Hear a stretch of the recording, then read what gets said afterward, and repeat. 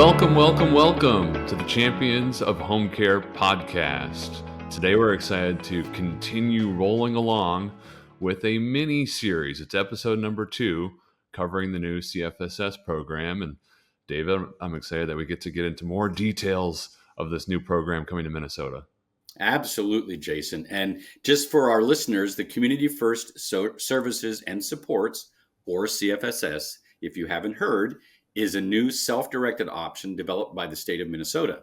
And it's offering those who need home services more choice, more control and flexibility with their services and supports. On October 1st, the transition to CFSS will begin. No more delays. People who receive services through the PCA or CSG programs will transition to CFSS during their regularly scheduled annual reassessments. And in preparation for those reassessments, we're going to address 3 key components of CFSS through this mini-series. We talked about the agency model in episode 1. Yes. And now today in episode 2, we're jumping to the budget model. And we have another rock star guest to help us out. Today it's Teresa Butler Schmidt, a program supervisor at Accra. She's going to help us break down this component. Teresa, thanks so much for joining us. Hi, Jason. David, thank you for having me. Thanks, Teresa, for coming on to talk about this, because we know that the budget model is going to be an option that many, if not all, of current CSG and PCA recipients will want to consider. So to get us started, can you remind us what kind of services are available through CFSS, and specifically the budget model, and which programs that CFSS is replacing? Yeah, so CFSS, Community First Services and Supports, is going to replace the current PCA Choice and Consumer Support Grant program. Both the agency model and the budget model for CFSS will cover staffing supports to help an individual meet their assessed needs, covering ADLs and IADLs. What's going to be really great for those families coming from PCA Choice is that they're going to see an ability to purchase goods and services under CFSS that they can't do right now under PCA Choice. Things that are really going to help the individual increase their independence, decrease that dependency on human assistance. The big advantage for our CSG families that are going to make the transition is that they're going to see an increase in the funding available to them. Right now, the support grant is only funded by state funds, but under CFSS, the budget model is supported by both federal and state funding. And so that's going to really be a benefit for those families. Fantastic. And, if a client or their family chooses the budget model, but in the past, they've never had services or where they were, employing their own workers before, can they get help from Accra or another provider with recruiting, hiring, training, managing those direct care workers? Yeah, absolutely. So consultation services is really going to be the team that helps with recruiting under the budget model. Accra's then going to help with the hiring piece of it. We're going to make sure you get the application, all of the correct documentation, the background study and fingerprinting is complete. And we're going to give you a lot of tools and resources so that you can work through training and, advertising. We have supports for that. And then as you have questions throughout, you'll have both your budget coordinator under the budget model and consultation services to really help guide through there. Wonderful. And my assumption is that you still get to self-direct your own care, write your own plan under the budget model, just like you do now under CSG. Correct. Consultation services is available so they can help with writing the plan, but it's not required. So you get to choose as the participant or the participant representative, how much assistance do you want from consultation services with writing your plan?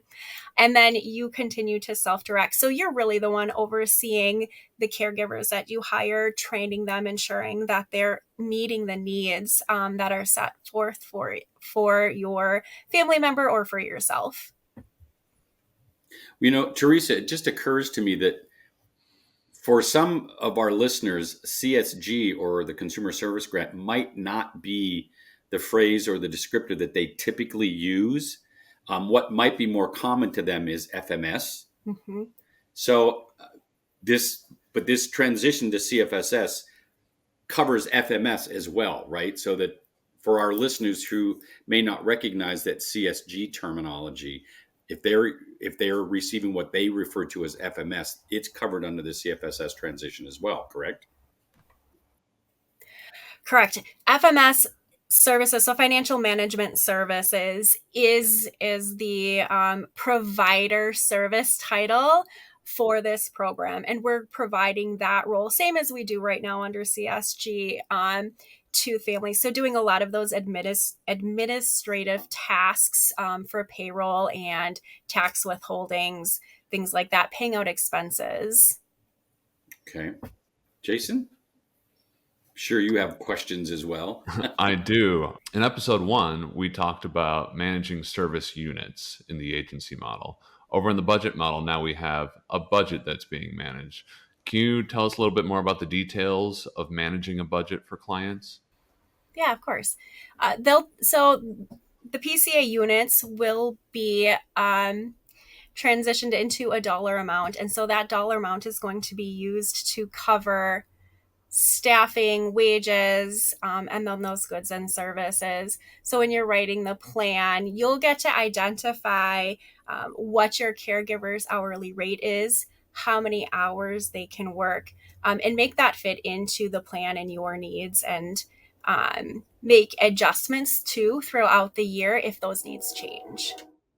And to be really clear, to follow up on Jason's point, under the budget model, it's the recipient, the client, and or their family who is really responsible for managing that budget with supports from budget model staff providers, correct? Correct, yes.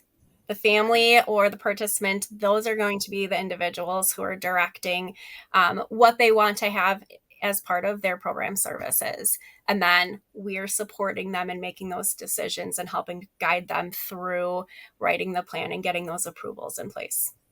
Well, Teresa, does that guidance and that support, does that include, for example, if a family or a client is using the budget model and say one of the line items in their budget is getting close to spending all of the resources assigned to that line item, if they're getting close to spending all those funds, does the budget model provider have the responsibility to kind of check in with them and let them know that they're getting close to that, help them manage the budget in that sense so that they're maintaining those line items within the budget? Yeah, so we're going to send out, we're going to help them develop their budget, and then we're going to help them monitor it. So we've got a spending summary that will indicate what was approved and what they've spent. And then we're going to help them monitor it too, so that they can know when we're coming close to the using up all the funds in those lines. What we have left is we're getting towards the end of the year and making sure that they're getting the best use out of the budget that they have. Wonderful. Okay.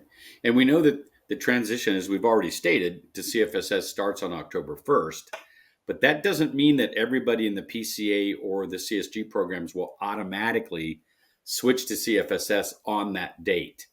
As we mentioned earlier, clients make that transition during their annual reassessment.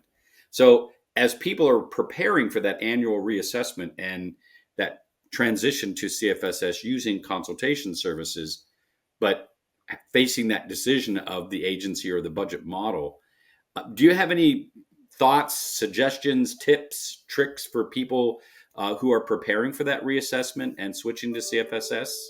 Any suggestions to share? Or? Yeah, so I would say paying attention to that reassessment date, those should happen 60 days prior to the end of the renewal, and getting that scheduled is going to be really important. So if you're coming up on that 60-day window and you haven't heard from the county or the assessor, reaching out so that gets on the calendar right away. The other piece I would say is taking a few minutes a day, a week, and reading through the communications that all of us providers are sending out or listening to the podcasts, checking in with DHS, because that's going to really help you be prepared and know what questions to ask when you get to that reassessment and have a better idea of what's coming up during the transition. But yeah, I think it's going to be really exciting for everybody. So the more we can help folks be prepared and the more they can follow up on those communications, I think the more prepared they'll be for the reassessment.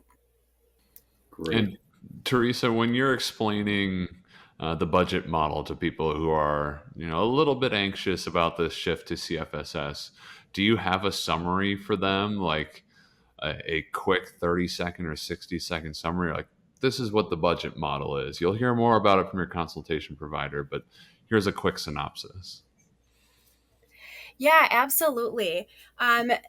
It's probably less unfamiliar for our families coming from the support grant, but really what it does is it gives you a budget based off of your assessed needs that you can use for hiring staff or getting goods and services to help you be independent. And that gives you more flexibility then in how you direct your program. There's benefits to, we can have the paid parent of minor spouse work. You have very little variety in what you set your staff's rate at. That's a great summary for the folks who are new to the budget model in CFSS. As we wrap up here, Teresa, any final thoughts or things you wanted to share? Yes, so I'd like to say that those who are having an assessment 10-1 going forward, those are the ones who are going to start to see that CFSS transition take place. So just really being willing to ask questions and follow up with your current providers as that time is coming up. Wonderful. Excellent. Well, Teresa, thank you so much for joining us today and sharing some information for our listeners about the budget model and just anticipating the transition to CFSS in general. Thanks for taking your time today. It's been very, very helpful and very informative. So thank you very much. Thank you for having me.